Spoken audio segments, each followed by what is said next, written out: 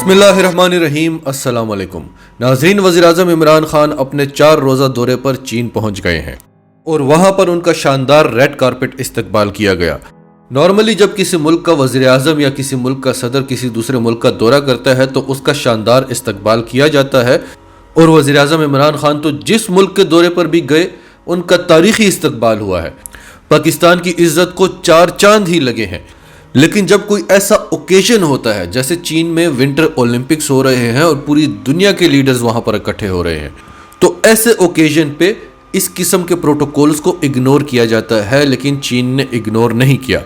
اب یہ دورہ کتنا امپورٹنٹ ہے اور اس سے بھارت کو کتنی تکلیف ہے، یہ آپ کو آگے چل کر ویڈیو کی ڈیٹیلز میں بتائیں گے۔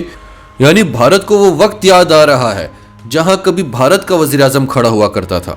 آج اس قسم کے پلیٹ فارمز پر پاکستان کا وزیر اعظم کھڑا ہوا کرتا ہے، اور بھارت جس سے یہ برداشت نہیں ہوتا کہ کوئی دوسرے ملک کی ٹیم آ کر پاکستان میں کرکٹ کھیلے، وہ اپنے آپ کو کسی بھی حد تک گرا دیتا ہے، پوری دنیا میں اپنا مذاق بنوا دیتا ہے، لیکن اسے برداشت نہیں ہوتا کہ کوئی یہاں پر آ کر کرکٹ بھی کھیل لے۔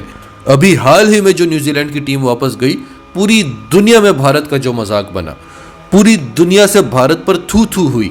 پاکستان کے لیے کوئی بھی اچھا دن ہو، بھارت اپنا پورا زور لگا لیتا ہے کہ اسے برا دن بنا دیا جائے۔ آج جب وزیر اعظم عمران خان چین کے دورے پر گئے ہیں، جہاں عمران خان نے، شی جن پنگ نے، صدر پیوٹن نے اس خطے کا نیا مستقبل طے کرنا ہے اور بھارت اس سب سے آؤٹ ہے، تو آپ اندازہ لگائیں کہ بھارت کو کتنی تکلیف ہوگی۔ چین کے صدر شی جن پنگ اتوار کے روز وزیر اعظم عمران خان کے ساتھ 1 to 1 ملاقات کریں گے، اور یہ چینی صدر کی پچھلے 2 سالوں میں پہلی ملاقات ہوگی دنیا کے کسی بھی لیڈر کے ساتھ، اور وہ ملاقات ہوگی پاکستان کے وزیر اعظم عمران خان کے ساتھ۔ تو یہ سب کچھ بھارت کیسے برداشت کرتا؟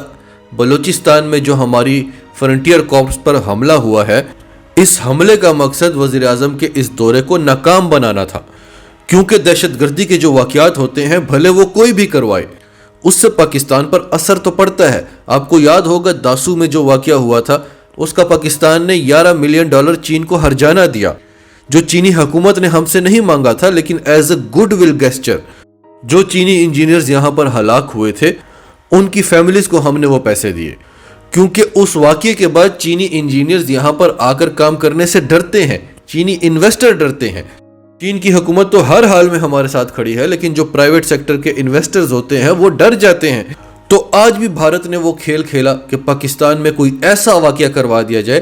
آپ دیکھیں جب FC کی پوسٹ پر حملہ ہوا تو پاکستان سے پہلے بھارت رپورٹنگ کر رہا ہے، اور ٹویٹر کو جا کر دیکھیں بھرا پڑا ہوا ہے فیک نیوز سے، پروپیگینڈا سے، کہ ہم نے پاکستان کے 50 فوجی شہید کر دیے ہیں، ہم نے پاکستان کا ہیلی کاپٹر گرا دیا ہے، کیونکہ ان کا ارادہ یہی کرنے کا تھا۔ انہوں نے TTP BLA کو یہی ٹاسک دیے تھے۔ یہ BLA کون ہے؟ ان کو کون سپورٹ کر رہا ہے؟ کون چلا رہا ہے؟ تو بھارت کا یہ پلان تھا کہ پاکستان کے 40-50 فوجی شہید ہو جائیں، ان کے ہیلی کاپٹرز گرا دیے جائیں، تو وزیر اعظم عمران خان کو چین کا دورہ کینسل کرنا پڑے گا، کیونکہ بھارت کی جان نکلی ہوئی ہے اس دورے سے۔ پتہ نہیں تینوں لیڈرز نے کیا کیا فیصلے کرنے ہیں جو بھارت کے حق میں کتنے برے ثابت ہو سکتے ہیں۔ عمران خان کی اور پیوٹن کی جو تھوڑی سی خسر پھسر ہوئی تھی، آج تک بھارت اس کے نتائج بھگت رہا ہے۔ تو بھارت نے اپنا پورا زور لگایا، لیکن ہماری فوج نے ایک بار پھر دشمن کے تمام ارادوں کو ناکام بنا دیا ہے۔ 13 دہشت گرد ہلاک ہو چکے ہیں، اور ابھی تازہ ترین اطلاعات یہ ملی ہیں، کنفرم نہیں ہوئی، کہ 5 دہشت گردوں نے سرنڈر کر لیا ہے، جنہیں ہماری افواج نے بڑی دیر سے گھیرا ہوا تھا، اور یہ دہشت گردوں کی ایک بزدلانہ کارروائی تھی۔ یہ آپریشن اسی لیے چلتا رہا کیونکہ یہ شہری علاقوں میں گھسے ہوئے تھے، جہاں سیویلینز تھے، جہاں ہم بڑی بمباری کرتے تو سیویلینز کی جانیں جا سکتی تھی۔ پھر مختلف اطلاعات مل رہی ہیں کہ 4 پاکستانی فوجی شہید ہوئے ہیں، کچھ اطلاعات یہ بتا رہی ہیں کہ 7 شہید ہوئے ہیں۔ اور ناظرین یہ بات ذہن نشین کر لیں کہ جب آپ نے دشمن کی فوج کے ساتھ لڑنا ہوتا ہے وہ بڑا آسان ہوتا ہے، آپ کی پوری تیاری ہوتی ہے، آپ کو پتہ ہوتا ہے آپ کا دشمن کون ہے۔ لیکن یہ جو پراکسیز ہوتی ہیں، یہ دنیا کی مشکل ترین جنگ ہوتی ہے، جہاں آپ کو پتہ ہی نہیں ہوتا کہ دشمن کون ہے اور سیویلین کون ہے، جہاں آپ کے اپنے ہی لوگ آپ کے اپنے لوگوں کو مار رہے ہوتے ہیں کیونکہ وہ دشمن کے ہاتھوں بک چکے ہوتے ہیں، تو ان کو پہچاننا بڑا مشکل ہو جاتا ہے۔ امریکہ سمیت دنیا کی 30 بڑی طاقتیں افغانستان میں شکست کھا کر کیوں گئیں؟ کیونکہ پتہ ہی نہیں چلتا تھا کہ کون افغانی ہے، کون عام افغانی ہے اور کون طالبان ہے، کون القاعدہ کے لوگ ہیں، کون ٹی ٹی پی کے لوگ ہیں۔ پاکستان وہ واحد ملک تھا جس نے وہ کام کیا جو 30 بڑی طاقتیں نہیں کر سکی افغانستان میں، جو کام ہم نے ضرب عضب اور رد الفساد میں کیا۔ اور اب سمجھ لیجئے کہ ایک بڑا آپریشن شروع ہو چکا ہے۔ اب ہم نے افغان طالبان کے ساتھ اس میٹر کو سیریسلی اٹھانا ہے کہ آپ نے تو وعدہ کیا تھا لیکن آپ کی سرزمین ہمارے خلاف استعمال ہو رہی ہے، اور آپ کے ٹی ٹی پی کے ساتھ، بی ایل اے کے ساتھ جیسے بھی تعلقات ہیں وہ آپ جانیں اور وہ جانیں، اب ہم خود یہاں پر آپریشن کریں گے۔ اور ناظرین، ان کا تقریباً قلہ کما ہو چکا ہے۔ جیسے آپ کسی جانور کو حلال کرتے ہیں تو آخر میں وہ جس طرح سے تڑپتا ہے یہ اس طرح سے تڑپ رہے ہیں۔ یہ جو 2 بڑے حملے ہوئے ہیں یہ ان کی وہ تڑپ ہے جیسے یہ آخری سانسیں لے رہے ہیں۔ جب آپ کا پورا زور نکلتا ہے، پورا زور لگتا ہے، تو بھارت اپنے مقصد میں ناکام رہا ہے اور وزیر اعظم عمران خان چین پہنچ چکے ہیں۔ جو بھارتی اس وقت ٹویٹر پر بیٹھ کر پاکستان کا مذاق اڑا رہے ہیں کہ گھر میں گھس کر مارا گیا، ان کی اطلاع میں یہ عرض ہے کہ پاکستان نے یہ آپریشن مکمل کر لیا ہے۔ 50 دہشت گردوں کا حملہ تھا اور بڑا ویل پلانڈ حملہ تھا۔ زبردست قسم کا اسلحہ اور گولہ بارود لے کر آئے تھے، اور آپ کے بھارت نے پوری جان لگا دی تھی کہ اس میں پاکستان کا بہت بڑا نقصان کرنا ہے، لیکن نہیں کر سکے۔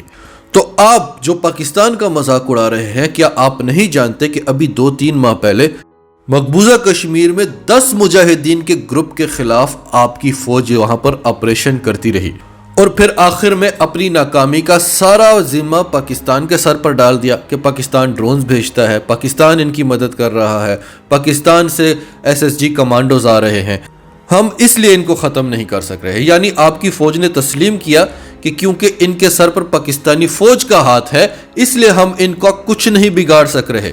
اور یہ بھی یاد رکھیں کہ آپ کی فوج کی تعداد کتنی ہے کشمیر میں؟ 9 لاکھ۔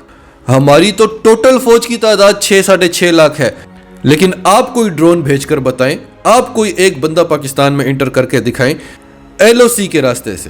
ایران یا افغانستان کے راستے سے تو آپ بھجواتے ہیں، LOC سے آپ انٹر کر کے بتائیں، جس LOC کی آپ بات کرتے ہیں کہ یہاں سے پاکستانی SSG کمانڈوز آتے ہیں۔